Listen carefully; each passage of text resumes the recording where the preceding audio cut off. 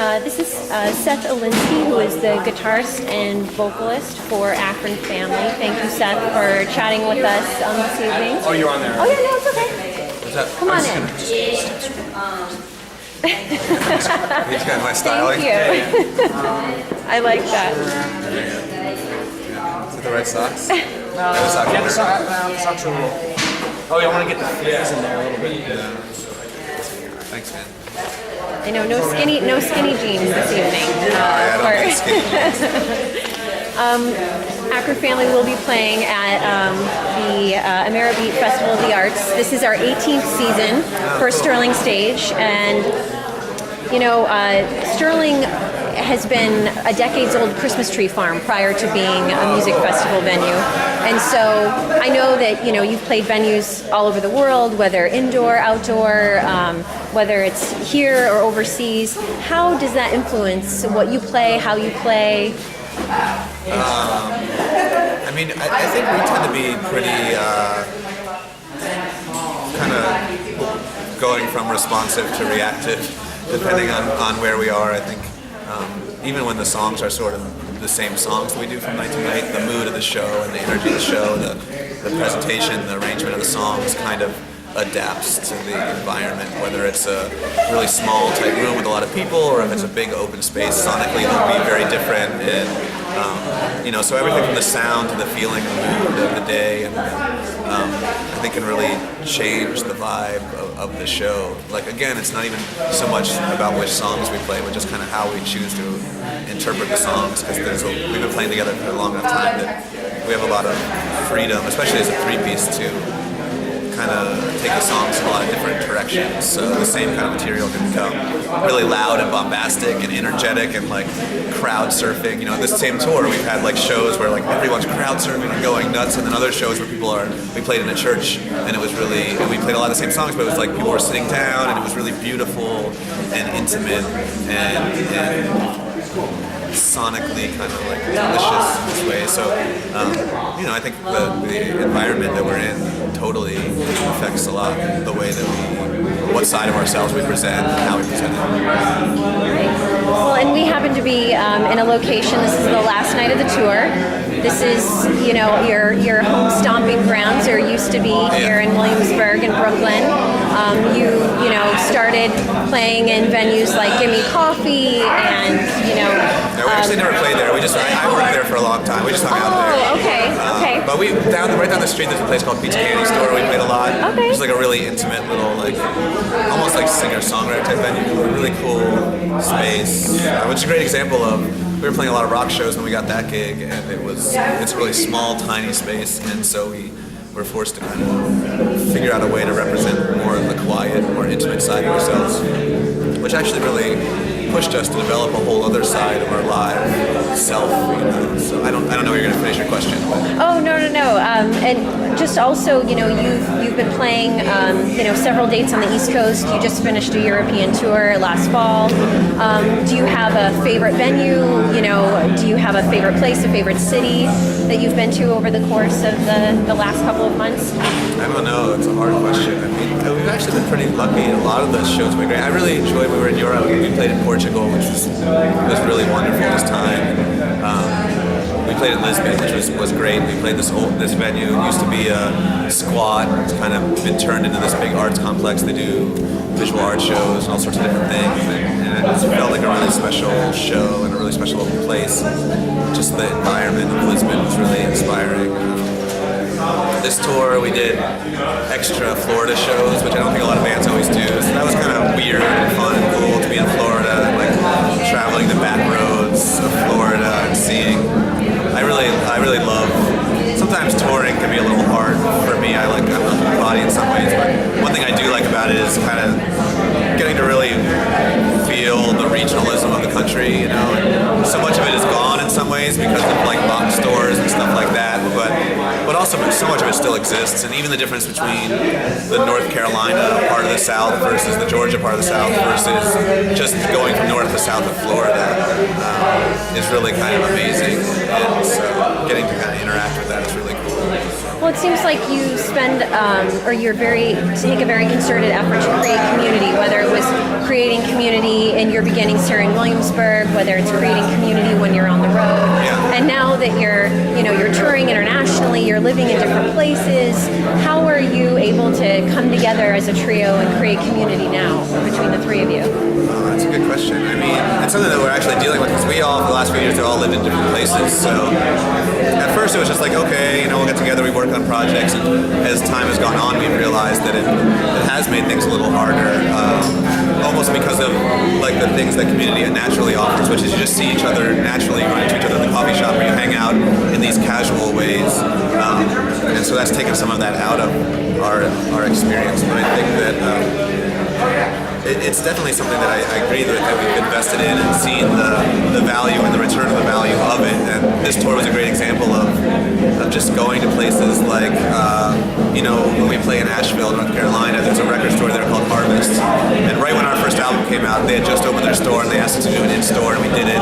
We just stayed friends with them, and now their record store has gone on to grow, and they always present our shows there. And so it's like, simultaneously we're tapped into a community, but we also have friends there, and it feels like going to certain places feels like going to these mini homes that we have, and seeing these different parts of family and friends that we've built up over the years. And it's amazing, like some of those first tours, staying over at strangers' houses, and they become formative friendships. They grow. And even Asheville's a good example of the very first time I think it was the very first time we played Asheville, and there was sort of like a buzz about our band at that time, or whatever that word is. And I think in our youth we kind of reacted strongly in an anti-way to this buzz, and so there are a lot of people that just felt like they were there not for the music but for the next whatever the brand of it was, and. So that we kind of did this very reactive show, and by the end of it, we played a very long show and did this long, kind of abrasive drone at the end of it, and looked up, and a crowd of 300 had gone to 30 people, and it's just kind of a joke that we share. But what was funny is that the people that were left there that we didn't know at the time are now all people that we're friends with. Our friend Grayson writes, runs the music, is a music editor in Raleigh, and our other friends were in this band Megaphon that we just met, and then our friend Regina, and so it just kind of stands out as this memory of a time. The people remaining are still actually there, and it's all spread out and doing all these interesting cool things. Well, and Akron family has, maybe, if I may be so bold as to suggest, this natural detachment from the music industry as an industrial complex, and you have this kind of prankster-ish approach at times, when you released, ST2, right, and but then you also have this very, dedicated approach to the music that you're creating, and you take it very seriously, so there seems to be a balance between the two things. I don't know, balance is maybe a stretch of a word. I think it's just more as a moving forward. It's not, or at least from my point of view, it doesn't always seem like the most organized, but I think it's a really I think maybe it's always been this way, but I find that it's kind of a complicated landscape to be a professional musician in these days, I think, because there is such a weight on the cyber presentation of a band and the brand or identity of that band, and all that stuff comes into play in all these weird ways, and simultaneously with records not, all of it's kind of compounded into being a weird landscape for being a band. And I think that we're just kind of trying to be dynamic with it along the way, because ultimately, even when you look to the generation before us of musicians, whether it's just to try and have a reference point of Yo La Tengo or Flaming Lips or something, the landscape that they came up in was so different, being coming out of Black Flag and that the Minutemen and that really actually DIY scenario, and then Nirvana happened and it became the complete opposite of that, and then in our generation, and I feel like the landscape has changed in totally different ways. Napster, online trading, Pitchfork, these things. So it's hard to have a reference point of that's what success looks like, or that's a way that we can do this in an artistically satisfying way and still make a living from it. And so I think we just kind of try to make it up along the way, and we've made mistakes and then do some things that are successful. It's kind of a combination of those things. Well, and as your career lengthens, as Akron Family continues, and you get more time on the road and whatnot, will you bring in older albums? Some of the original albums, like your self-entitled album, Akron Family, Meek Warrior, Love Is Simple. Does that make it into your current repertoire? The material? I mean, it doesn't. It kind of comes in and out. This tour is sort of the tail end of our tour that was kind of in support of our last record, so it's mostly based on that material. The new record we actually called ST2, kind of in reference to the first self-titled. Feeling like when we went into this record and talking about what we wanted to feel like, that we felt like, wow, we've gone so far that we've almost left behind some of these elements and qualities that we were exploring in the first place. And so we tried to incorporate those feelings and qualities, but into where we are now, kind of trying to marry those things. As far as repertoire, I think it's definitely something that we want to be able to do, is to be able to span the whole catalog and dip in and out of that. But it's just a weird balance, because you find yourself at any given moment on so many levels in the space where you are with the new material. It's not just because that you have rehearsed those songs, but also because all of the gear that you're using is the gear that you wrote those songs on. And so everything's changed so much since the beginning in terms of the sounds of the gear we're using, and then the way we are all playing as musicians, the techniques that you know what I mean? It's like there's so many levels, I think, that the new material is married to where we are now as artists and musicians, technically and creatively, that it just tends to feel more alive. We're trying to get to that place where we are reimagining older material and bringing it into that present situation. And so we do it, though, experiment with it at times. Well, and Sterling Stage is firmly entrenched in and came up through being influenced by the jam band scene, and I've heard you talk in other interviews about how the Grateful Dead have influenced you, or the Beatles, or and then I've also heard Beatles are jam band. No, the Beatles aren't a jam band. No, they do jam though. They do jam, right? But just in that flavor, and then really having Akron Family being considered, firmly in the indie scene, but also maybe a bridge between the indie scene and jam band scene. Where do you? I don't know if the lines are as clear as people would like you to believe, whether it's the person in the band or the person writing about the band online. I think there's a lot of kids in indie bands that went to Fish shows, or right. I was reading an interesting article the other day. It was talking about how Napster, not only did Napster make music free, but it made public everyone's collection. Everyone could see what each other had, and all of a sudden you were maybe more self-conscious than you used to be about what you consume as a music listener, because other people knew. It wasn't your own private collection. So I think there is this, it's like a bad word, or like a dirty secret, to have, I went to a Fish show, or, Fish in particular compared to the Dead. Like the Dead's at least sort of retro hip. And ultimately I think has more lasting power for me than something like Fish, or a lot of the other jam bands in that jam band resurgence.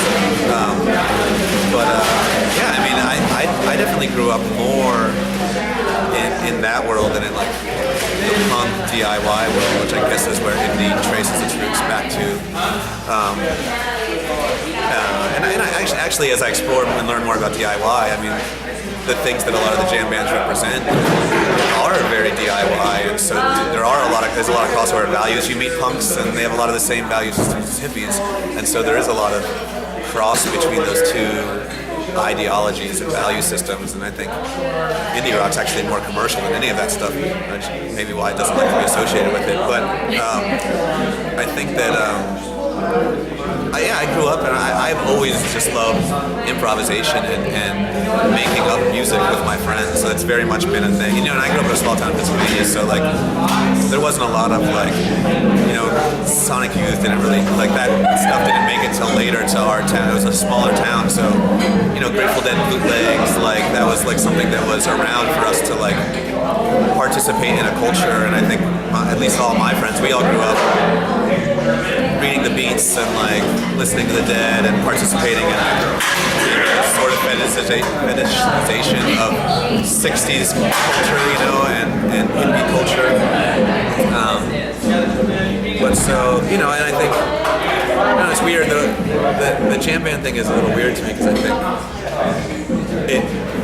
somehow it firmly connected itself to the lineage of the Grateful Dead, even though I don't think it's 100% the straight lineage. Like I don't see Grateful Dead and modern day jam bands as totally representing the same lineage. You know, I think the Dead did their thing and it was kind of this monumental cultural thing, I think, kind of musically and artistically, and just they're weird. I mean, they're authentically like, you know, that like new American weirdo. In the same way that Dylan's weird, they're weird, and it's like I think it's a much more bizarre and extreme expression of like American roots music than I think you get with post-Dead splintering off in the jam band. So, but yeah, but we definitely like we jam. We love playing with each other and experimenting. And last night, like I was saying last night, some of the Sun Ra guys came and played with us, and it was great. It pushed us into new places. You know what I mean? Because we have open sections in our music and kind of improvise, but it's not really 100% pure improvisation where it's like we're just starting with no idea of what we're going to do and doing that. It's usually within some sort of context or boundaries. And so it was cool to play with those guys because they took those boundaries and took it in a different direction, forced us to be on our heels, and it was really nice. So yeah, I mean, I think there's space in what we do that someone who maybe comes from a jam band side of things could appreciate it through that lens, or someone who's maybe feels a little shut off to jam bands might be able to open to the idea of that, you know. And then other people write us off in both sides because we're to this or to that. It happens on all the sides. So humans just do that, I guess. You like to categorize. They like to categorize and decide that they're one thing and they're not that thing and you're that thing. It's the, you know, a human tendency. You know, I think I've run into it in all sorts of different genre fans. You know. So from your early influences to, it seems like a perhaps, you know, your influences of, you know, African music. I've heard you talk about, you know, Ali Farka Touré, and you know, what are you listening to now? What are you reading? What are you listening to for music? What's influencing you currently? I don't know. I've been listening to a lot of Bob Dylan. I kind of go through phases where I just listen to a lot of Dylan. I don't know. It's like such a treasure trove of weird information, odd philosophy. So I've been listening to a lot of Dylan. In 2011 was a big year. You had an album come out. Your record label signed Bad Weather California. Yeah. What will 2012 hold for Akron Family? I don't know. We're trying to figure that out now. I think Dana is just mixing his solo records. That's going to come out in the spring. Miles has a record he's going to try and record, and I do too as well. And I don't know, try and do some weird side things for the label. I don't know, we're just sort of mostly kind of spreading out, exploring ideas out in the periphery, and then maybe kind of come back in and use some of those inspirations to start making a new Akron Family record at the end of the year. So we'll see. We're sort of still planning it out. Any premonitions for December 21st, 2012? Is that like supposed to be like the day, the Mayan calendar? Yes. I don't know. No Battlestar Galactica, Stargate type premonitions? You know, I don't know. I'm just doing it one day at a time, but we'll see. I mean, I have some fireworks. I'll save them for the day. Okay. Excellent. Well, we again very much look forward to seing you in June, thanks. And I appreciate your time. And we're going to stick around and watch the show. Cool, that's awesome. Yeah, it's nice to meet you. Yeah, I'm excited about the show. Awesome. Definitely. Thanks. Thank you.